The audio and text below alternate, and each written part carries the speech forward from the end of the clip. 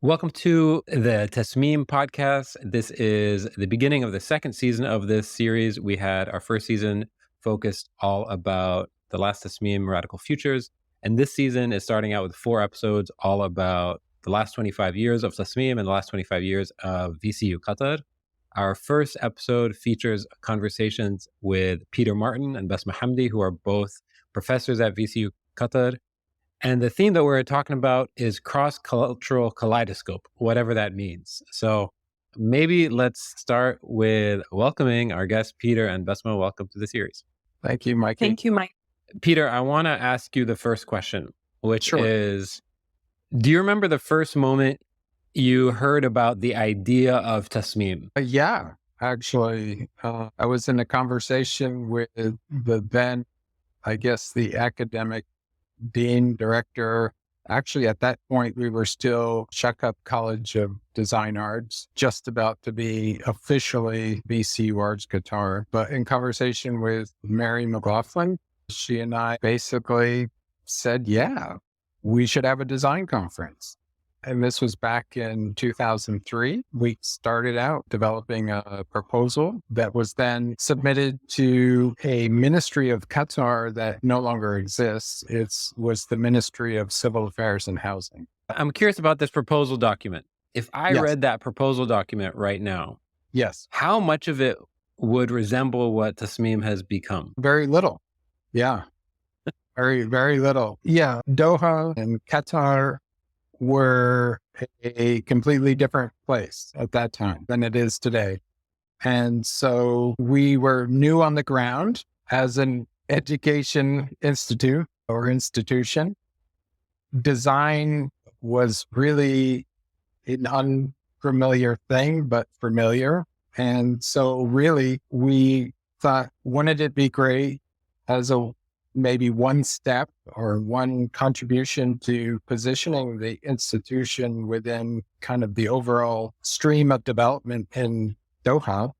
We thought it would be good to maybe set up a platform of sorts where various voices could discuss and demonstrate through example what might be involved in design. When we say design, it was almost like correctly or incorrectly. I don't think there really is a correct or incorrect in this, but it was in a time in Doha. And also, I think historically at the beginning of the 2000s, I think design had a strange mix of like wild optimism, burdened by the legacy of the 20th century for kind of industrial capitalists, Western society. We, in some sense, I would say naive to the context. And I think the context was in some ways naive to itself, that we just thought, let's at least try to demonstrate and give more three-dimensional vocabulary to what we mean by design at that point. So I would say generally it was very conventional. Also at that time, VCU Qatar only had 3 design majors, the interior, fashion, and graphic design. So in some sense, the institution was very different at that point than it is today. Yeah. So to answer your question, yeah, I would say it really is quite different than what Tasmeem really evolved into. Yeah. Basma, I'm curious about your perspective because you weren't involved in 2003, but I'm curious if your interaction with Tasmeem predated your arrival to VCU 11 years ago. If you were aware of the conference, and if you were, what was your original impression when you first became aware of this conference? So I didn't attend the Tasmeem before I arrived at VCU in 2012, but I did hear about it. And I think it had a pretty strong reputation in terms of being one of the leading art and design conferences in the region. At the time, I don't think we had that many regional events that focused on art and design. There wasn't Design Days Dubai. There wasn't conferences that are coming out now in Beirut, for example, on Arabic typography, or even any biennale that was focused specifically on design. And so it had a really strong reputation. And at the time, I think I was teaching in Dubai and Abu Dhabi. And so we definitely heard about VCU and we knew that this conference existed. Yeah. So yeah. There's something that like when Peter was talking, he said something that I like saw you like nod along with Basma. When he was talking about this idea of bringing in the legacies of the 20th century into our framework of what design is and might be. And it's interesting to like wonder how much those legacies have expired and how much those legacies need to be updated, and how are you guys as organizers and participants and educators reimagining what the legacy that you're trying to lay is going forward, and what to keep and what to say, you know what, I think this is doesn't actually work today and tomorrow. Yeah, I think that was mainly our driving motivation for creating Radical Futures 2022. As directors of the conference and as just academics and researchers in the region, I think we were just tired of seeing the influence of the 20th century and of Western modernity infiltrate everything we did. And we felt quite strongly about the need to redefine that. And that instead of going with the flow and building on the foundation of that, why don't we radically re-examine what design meant and what it means for the future? When we were defining the future, we weren't really thinking of the future that we see depicted in like Hollywood movies, where it's very much, again, heavily influenced by science fiction. And again, science fiction, where does that come from? Again, it's a very Western model. We were really looking at a radical future, a future that could deconstruct the legacies of the 20th century, deconstruct, not necessarily discard, but re-examine how to put things together in a new way and how to bring back the legacies of, let's say, Eastern societies and the legacies of traditional societies, indigenous societies, and weave those into our understanding of how then to reconstruct a future using the two maybe legacies of, let's say, Western and Eastern. And yeah, we were definitely motivated by that when we designed that particular conference. And that's why I was nodding excitedly when Peter mentioned that. Yeah, it's interesting, Peter, as somebody who's been around and been involved since 2003, since the very beginning. How has your relationship changed with the conference over the years? The way it's structured, as I understand it, is there's new co-directors that come around every 2 years and think about how to curate it and think about the thematic programming and think about a lot of make operational design choices and curatorial choices and all these different things, and it takes on a life of its own every 2 years. What is your relationship like with it, since it has this interesting reincarnation? Yeah, I think Tasmeem really began as and was conceptualized as just a one-off thing. There was no anticipation for it to really become an institution in its own right. But I think the first one demonstrated enough value, enough impact, that it was very quickly and enthusiastically re-sponsored by the then Ministry of Civil Affairs and Housing. And so at that point, it was an annual affair. And I think when you're in a community of very creative people, such as in VCUarts Qatar, every time it came around, everybody just kind of naturally, with their own kind of aptitudes and enthusiasms, really brought more ideas to the table. And it really became this space for inquiry and creativity. So quite naturally, it began being more and more developed each time, with more and more, I think, sophisticated and creative and even playful experimentation going on this. And it had its own, I guess you could say, it's almost inflation. We could call it creative inflation of Tasmeem. It just grew and grew. And it just really has outgrown the institutional kind of organization in terms of how much time do people have. And it really, I think, became unsustainable. And so I think right now we are, and I'm part of what's referred to as the Tasmeem working group with Richard and everybody. And we're trying to sort through like really what is Tasmeem in its essence and who really are the people who benefit from Tasmeem or who can benefit from Tasmeem. Is it the students? Is it the faculty? Is it the creative community or industry? Is it whoever. And so I think we're really sorting through making sense of it right now. And also, how do we make sense of it in a way that then can be implemented in a sustainable manner within the institution? Yeah. So my relationship with it is coming back around into kind of a collaborative thinking space of, okay, how can we really move Tasmeem from this almost culture of continuous invention to maybe a culture that becomes more sustainable, more almost integrated within the culture of the faculty in a way. Yeah. It's interesting because like the invention and reinvention and invention and reinvention, that whole cycle, the allure of that cycle is so wasteful, right? It's very- sexy, it's attractive, but it's wasteful. And it's funny how many conferences like preach sustainability and engage with this allure of original ideas. And oh, this is going to be my original invention. So Basma, I have a question for you. Let me put you on the spot. If you were to just like wave your magic wand and come up with a few things for the next 25 years that you're like, this would really not only be better for Tasmeem's legacy when we think about really long term, but will actually situate it locally and really put the local community first. And you can define local however you want. What choices would you make? I think I would remove the cycling through of or allowing different faculty to curate or become co-directors. I would remove this need to reinvent the entire thing. I think that was the most wasteful thing in my experience, was having to come in and learn from scratch. And there was no manual. Nobody wrote anything down. And so you had to go around and ask people and try and figure out how it was done before and how you want to do it differently. And it was just really messy. That was, I think, the most wasteful thing. So I'd remove that completely. I would set up a department or a committee or a permanent kind of group of people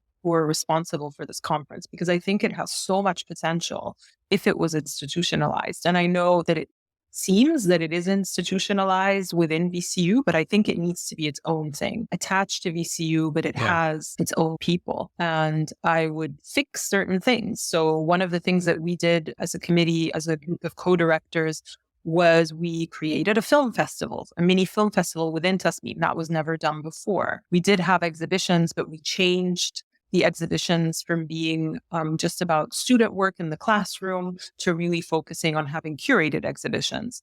We created master classes and workshops, whereas in previous Tasmeems, they only had workshops. So things were done differently in our Tasmeem, and each Tasmeem is completely different from the other. And I think assessing what worked and what didn't work, and then fixing those elements that worked and making them permanent. So we have a shell where the committee or the group of people that are responsible for this can come and use that infrastructure and not have to reinvent the infrastructure. We just have to fill in whatever we need to fill in, and it becomes a lot easier and more sustainable. And then that allows us to build a connection with the community that we just didn't have the bandwidth to do because we were so preoccupied with inviting the guests and choosing the exhibition participants. And it was a lot of work. And so there just wasn't enough time. Of course, ours happened during COVID, so it was even more disconnected from the public. But I think having that infrastructure and then allowing really the connection with the community to be given its own time and evolve over time, rather than having these events feel like they're disconnected. I want to talk a little bit about this idea that Peter said earlier. You said originally, you're like, we were trying to almost create a new language, right? Around what design is, establishing like a new language in 3 dimensions related to what design might be and reimagining that, right? There is another language that is spoken in Qatar as well. And it's the word that the name of the festival is in, Tasmeem, right? So I'm really curious, in what ways has the conversations taking place at the festival evolved over the 25 years to be more connected to Arabic as a language, but also local culture? And Peter, maybe let's start with you because you've seen the entire process. And then Basma, I'd love to hear from your perspective about the last 25 years. Let me connect that back to the idea you used just earlier about locality or local. I think the problem, or let's say one of the, notable conditions of Tasmeem in its history is that actually it has never really been rooted in a locality. It's always a construct around creating discourse around design, from the very practical almost to the very kind of theoretical in a sense. And I think this is what really permitted it to always be reinvented. It was not owned by anything. It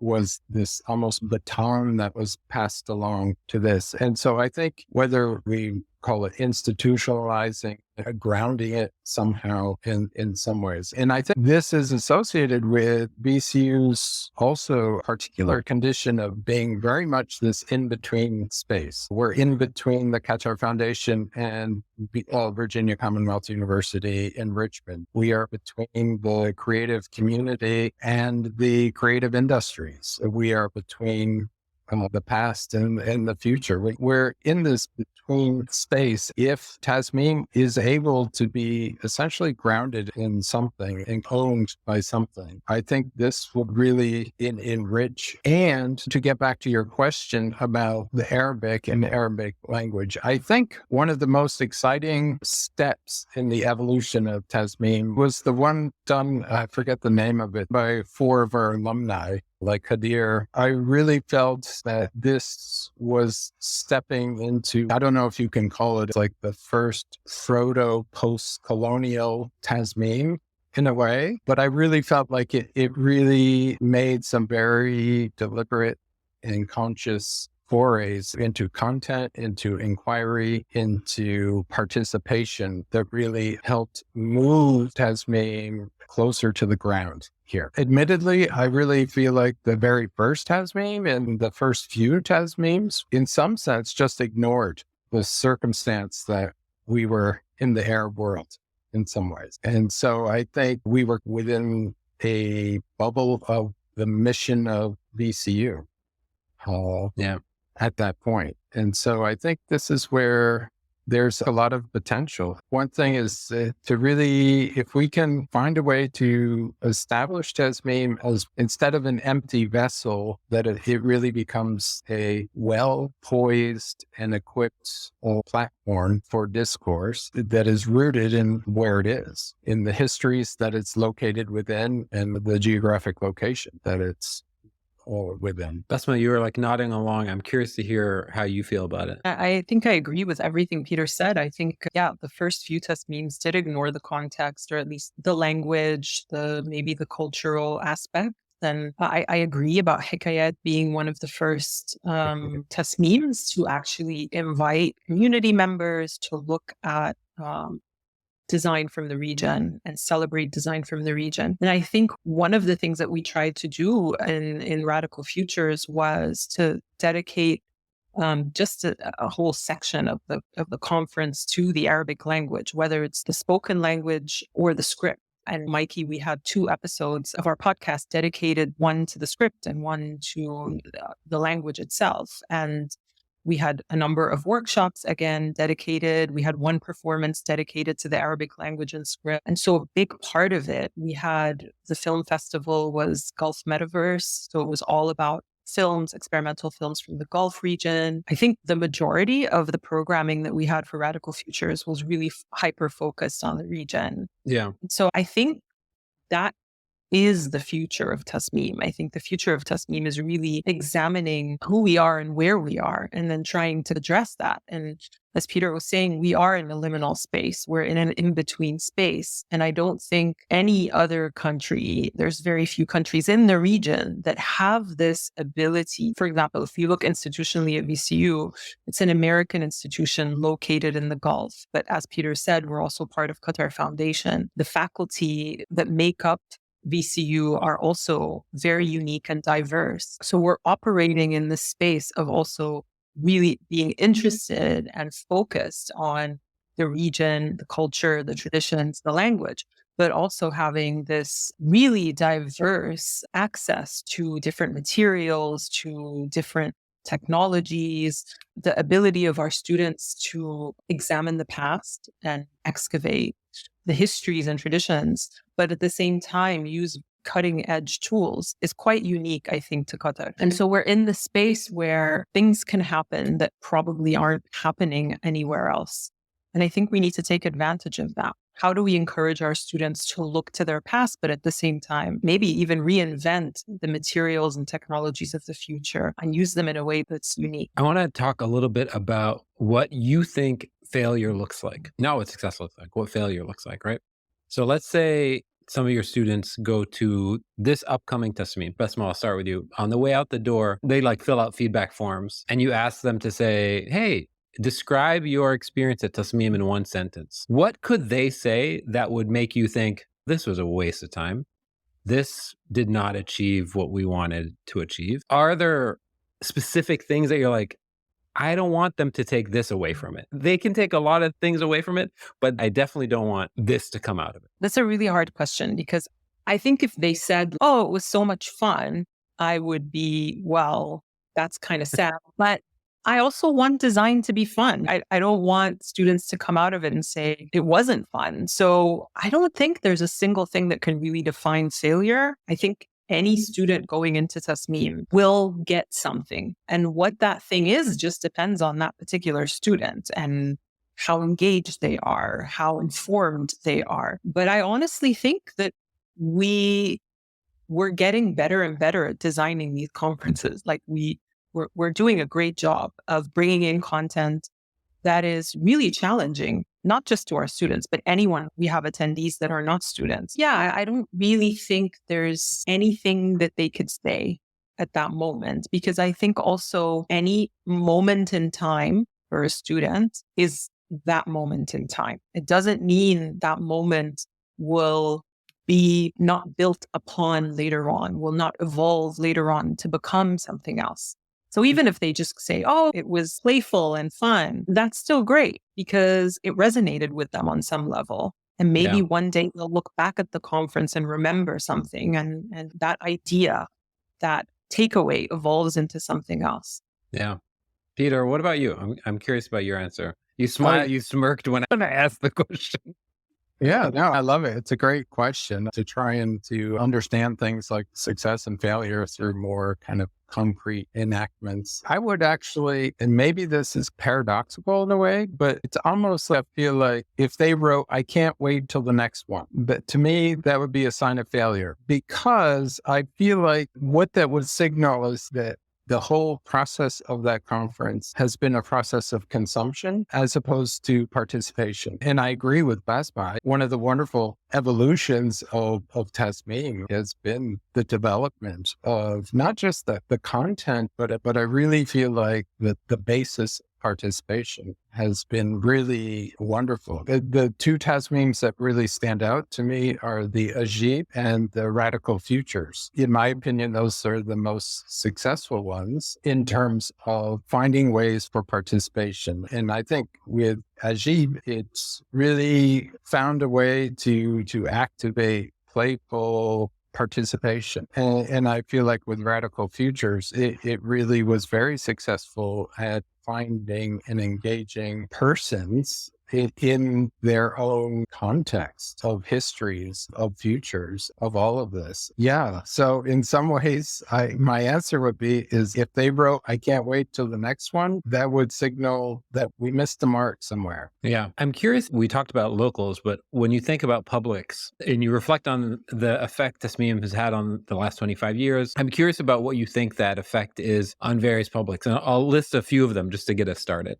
And Basma, maybe let's start with you on this one. Let's talk about the public in Qatar. So the students, the faculty, their family and friends, people unconnected to VCU entirely, the GCC, and then the sort of region and globe more broadly. And when I talk about globe, I'm talking specifically about the sort of design community globally. What do you think Tasmeem's effect has been over your tenure, at least, if any? Maybe there isn't much of effect, but if there is one, what sort of effect do you think it's had on those different publics? I think in terms of faculty and students, like the immediate VCU community, I think it has and continues to have a profound effect.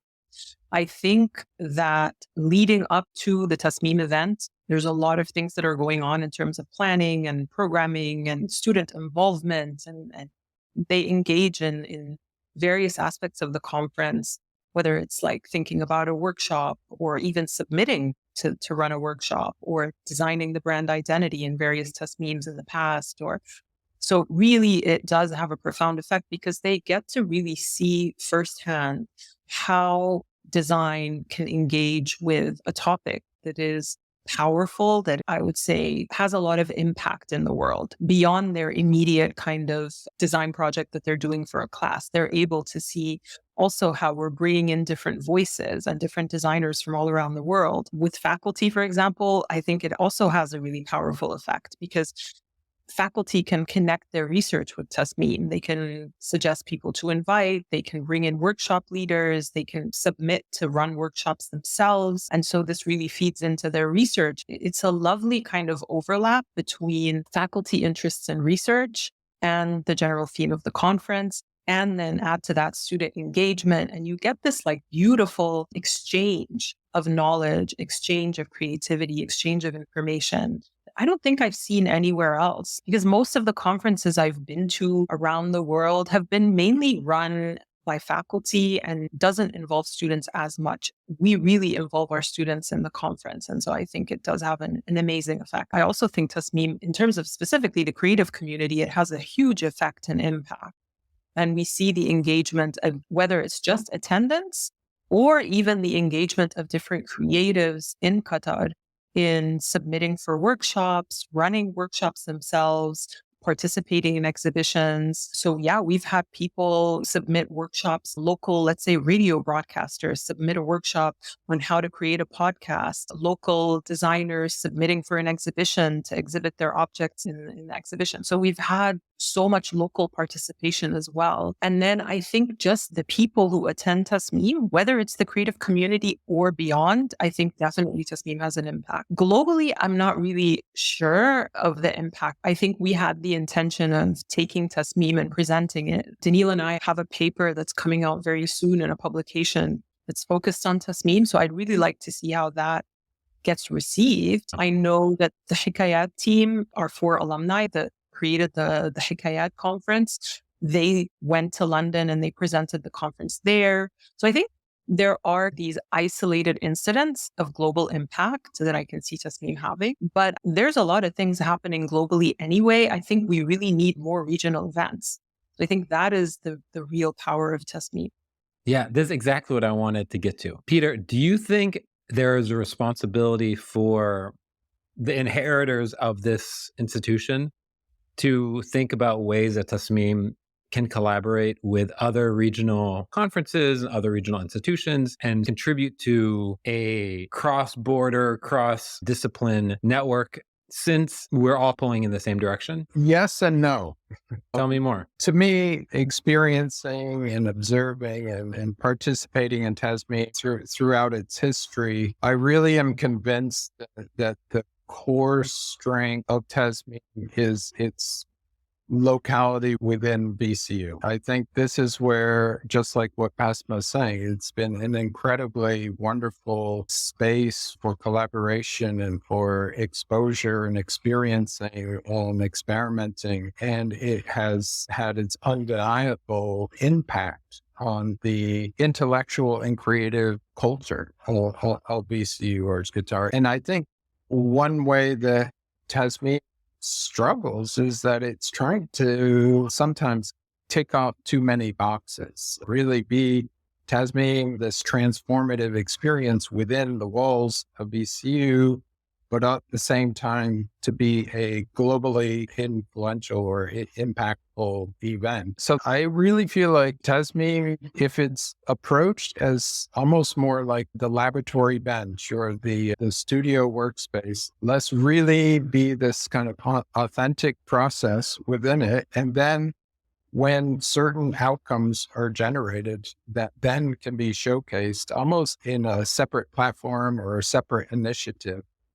I think it would be more successful at both ends, at really being transformative and formative within VCU, but also impactful beyond. I appreciate your question in the one sense of, okay, but more maybe contextually as opposed to globally. And since there are so many currents and momentums really gathering in the same direction, in some sense, definitely this is something that needs to be cultivated in terms of connection and network. My intuitive sense is to really center on the idea of almost Tasmeem being an in-house thing, but of course, I mean, because of where the money comes from and all of this, you do have to attend to certain performances of it. But then I feel like very soon afterwards, there are points of interface, of exchange between more kind of other local, regional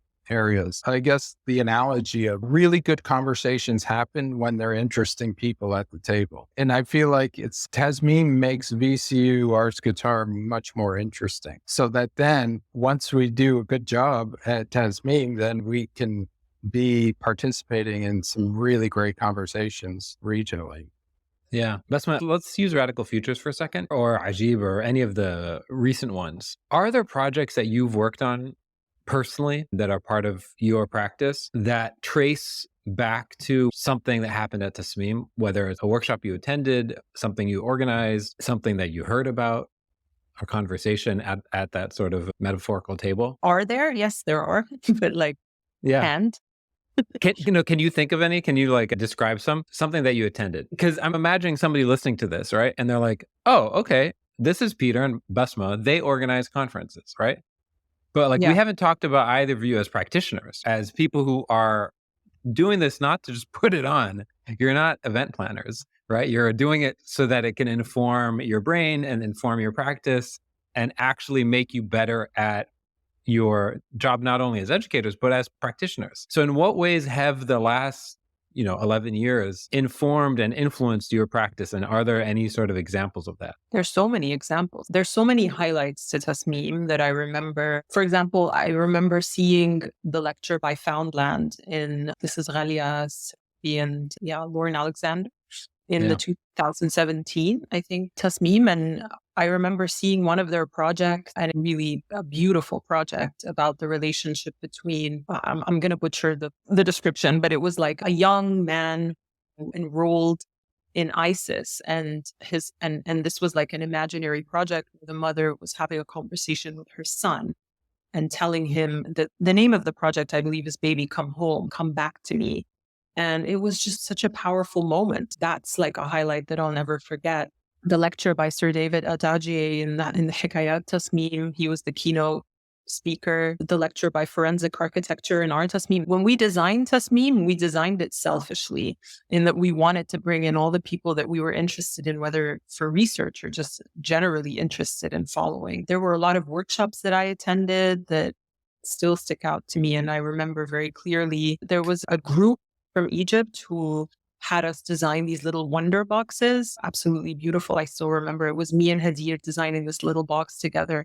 But it was a way of weaving culture and practice into the fabric of Tasneem. And I remember the feeling of doing a number of workshops where me as faculty was working with students within the workshop itself. So there's so many moments. It's hard for me to pinpoint an exact moment and say this was the defining moment. The performance by Ali Fi and the Tasmeem Hikayat, we were all sitting around in this darkened space, and the performance was so immersive and so powerful.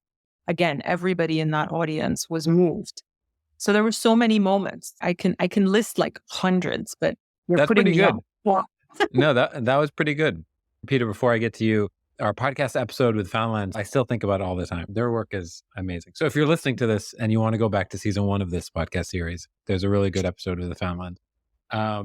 But Peter, what about you? I'm curious if there are moments as well that influence your work and influence the way you think about your practice. Oh, absolutely. I would have to say it's Radical Futures. I contributed a workshop to Radical Futures called Uncool School that really involved everyone who came to the workshop, just involved them in essentially radically reimagining higher education as a social cultural practice, as opposed to a technocratic practice that's really an outcome of white supremacy and capitalism and imperialism and patriarchy, but really to picking right up with the kind of scope of radical futures of really being broadened out to involve more like feminist epistemologies, more indigenous knowledge and knowings. And in some ways, I think designing the workshop and having that workshop really was a catalyst for a lot of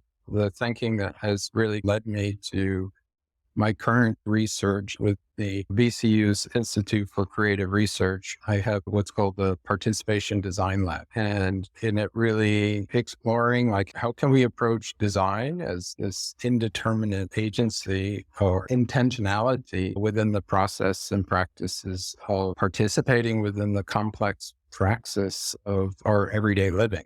And how do we knit together the histories that are in us, as well as the values, as well as the landscape of constant change and technological kind of agencies and ideologies that are at work? You know, in some ways, I think the radical futures so nicely centered the fact that design is inevitably political. It has to be political. And unfortunately, I think we're in a world where politics is so commonly reduced to a competition among identities. And in fact, it's in some cases so extreme that it inverts itself to where politics becomes a practice of identity. And what my work is really focused on, how can we cultivate and construct a politics of design that really is reconnected to the politics of agentative processes or practices, the way we participate in our everyday living. And this implicates processes of well-being, processes of situated creativity. So I think, yeah, I would have to definitely clearly point to radical futures as being very impactful to my work. Peter, when you talk about that discourse and the we in that discourse, is the we also hyperlocal? Is the we also impossible to divorce from the grounds of VCU Qatar? Oh, yeah. Yeah. I think it aspires to do this. Inevitably, there are always going to be almost cognitive biases that are embedded in that always have to really be critically addressed and attempting to unpack that. And so I really appreciate that question. And I would say it aspires that the we, in some sense, it's almost going back to this idea of design as an indeterminate agency. I think, unfortunately, design does, at least Western capitalistic design, has such a history of really determining and controlling what the we is. And the we, in some sense, becomes like the producers and the consumers. And really, this is just trying to activate a different we, one that's more based in community, that's more based in sustainable cultures. Super cool. I want to end on a little light note, and I'll put you both on the spot. Is there a specific memory that when you think of it from any Tasmeem in the past, it always cracks you up? When you just like conjure this image of a specific moment, it always makes you smile. That's when you want to start? Yeah. Maisa, Diane, Daniil, and myself planned the conference during COVID. Daniil made a point to screenshot every single meeting on Zoom. We met always on Zoom. We never really met in person till towards the end of the conference. And then at the very end, after we ended and celebrated, she showed us those images. They were she showed them to us in a loop. And it was hilarious because it just showed us in our most stressful moments. It's so stressful. It was so stressful to design that conference, not just because of the circumstances of COVID, but also because it included so many moving parts and it involved so many people. And so the different haircuts, the different facial expressions and our evolution over time just cracks me up. I just remember that. But then it's also like this labor of love where you remember those moments and you're like, I couldn't wait for it to be over, but now I really miss it. The hair changes, but the stress stays the same. Peter, what about you? I remember Ajib being just very fun, but yeah, no, I don't. There isn't a moment that makes me laugh when I think about it. So are you telling me that if you filled out that feedback form, you would have just said, it was fun? Yeah, I mean, that's fair. That's fair. Thank you to both of you. This was really good. It took us on a journey. So I appreciate both of your work and the fact that you're willing to join the conversation. Stay tuned for the other episodes that are exploring the last 25 years. And then there are going to be a whole crop of episodes that are exploring the theme of the upcoming conference that right now is under wraps. Thanks again. Thank you so much, Mikey. Thank you, Mikey.